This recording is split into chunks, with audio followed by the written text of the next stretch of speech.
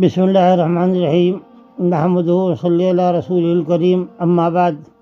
میں نور الحسن راشد کاندھلوی اس وقت آل India Muslim personal لا board کے صدر جناب مولانا مفتی خالد سیف اللہ رحمانی صاحب دامت اللہ اور ساؤتھ کے ایک بڑے عالم اور مفتی مولانا شعیب اللہ صاحب کی جو ہدایات یا بیانات آئے ہیں، جی چاہتا ہے کہ اس کے لیے کچھ کوشش کی جائے اور جو ہو سکے ہمارے جو چھوٹی موٹی خدمت اس کی تائید و تحسین کر کے اس کو آگے بڑھایا جائے۔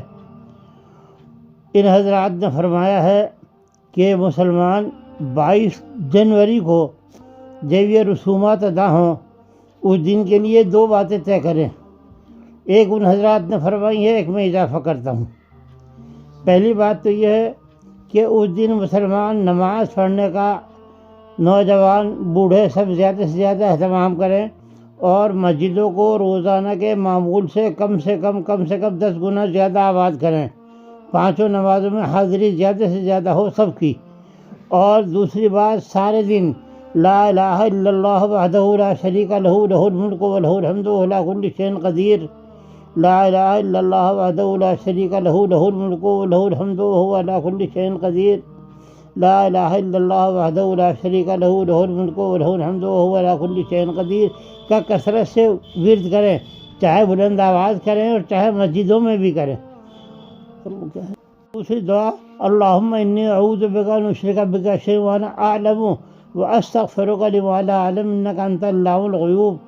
اللہم انی اعوذ بک ان اشرک بک شیئا وانا اعلم واستغفرک لما لا اعلم انک انت علام الغیوب۔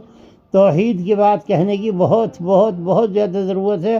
توحید کی بات تازہ ہو کر ہر مسلمان کے، مرد کے، عورت کے، بڑے کے، بچے کے، جوان کے کانوں میں جانی چاہیے۔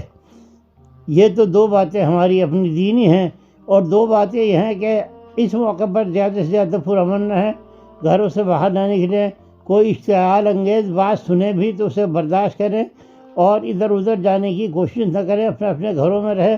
اللہ تعالیٰ سب کی پوری ہماری اور ہمارے ایمان کی حفاظت فرمائے، ہمارے مستقبل کی، ہمارے بچوں کی۔ والسلام علیکم ورحمۃ اللہ وبرکاتہ۔